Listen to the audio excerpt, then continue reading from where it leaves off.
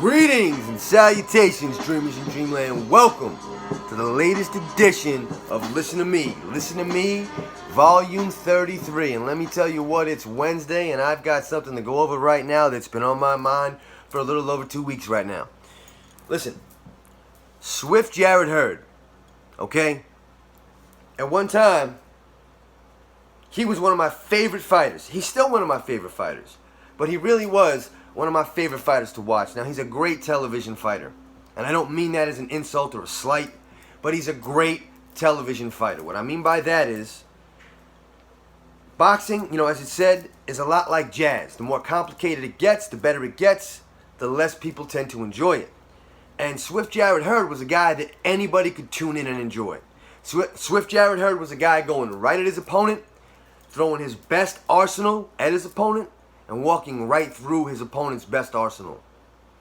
A little defense, but really he would just kind of absorb it on his, his elbows and his hands as best he could and fire back better shots. And that's an extremely exciting style of boxing to watch. A pressure fighter that's going out there and just gunning it, being a swashbuckler or a gunslinger with their opponent, that's great.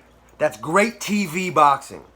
However, that doesn't always project longevity in the sport of boxing for obvious reasons, and also that doesn't always project a flawless record. Okay, Floyd Mayweather Jr., undefeated, 50-0, great boxer, incredible. Sometimes, for some viewers, not the most thrilled when it came to watching his fights. Some people didn't enjoy his fights because they were too complicated for the common boxing fan or the casual viewer to absorb. Okay, that's just the way it is. Floyd Mayweather, his position amongst the greatest boxers in the history of boxing is cemented. That is absolutely secure. But, all of his fights were not the most entertaining. So at the end of the day, Jarrett Hurd, a guy who's going in there, who's gunslinging, who's trading blows, often with his opponent, it's a much more viewer-friendly style to watch. That said, Jarrett Hurd has been on the decline. A couple of years ago, in succession, 3 in a row, he beat Tony Harrison, he beat Austin Trout, and then he beat Erislandy Lara. Now, Charlo lost to Tony Harrison. He won in the rematch, he lost. Tony Harrison became a world champion when he beat Charlo. Okay, at 154 pounds. Austin Trout and Erislandy Lara, both of those guys gave Canelo Alvarez very difficult fights.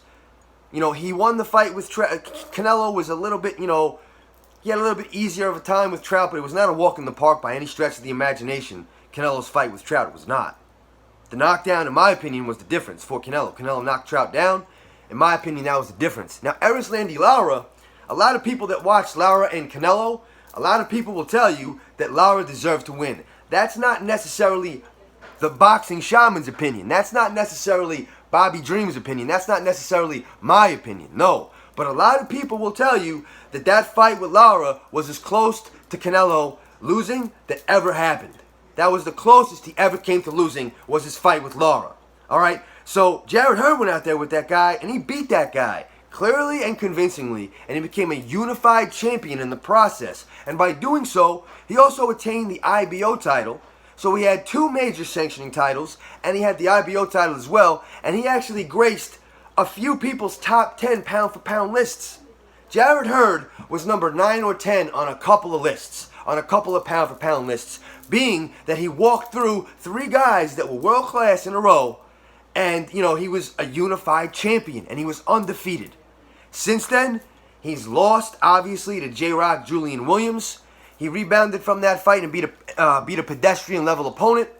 And then, on the undercard, of the Mayweather-Paul fiasco, almost 2 weeks ago now, on that undercard, Jarrett Hurd got beat by Luis Arias in a decision. And what should have been, in my opinion, a unanimous decision, he got beat in a split decision. Luis Arias outworked him. And now listen, Luis Arias, he's a formidable fighter in his own right. He's 19-2. He has a draw with Gabe Rosado, and he lost to Luke Keeler, and he lost to Danny Jacobs. Luke Keeler and Danny Jacobs. Danny Jacobs is a former world champion. Luke Keeler is a world title challenger. So those are 2 world-class guys. Luis Arias is not necessarily a pedestrian-level opponent, But Jarrett Hurd was supposed to beat that guy. That's why he was on the show. That's why that fight was on the card. And Jarrett Hurd, he went out there and he has a new trainer now, and he supposedly made all these changes. And I always liked Jarrett Hurd. He's a very humble guy. Up until recently, he lived at home. I know his family was part of his training and his team. And the guy was, a really humble guy who was, a very likable guy overall, period. And he was a great fighter to watch, a great television fighter. But a pound-for-pound top 10 guy, I don't think we will ever see that again. And that's not an insult to Jarrett Hurd.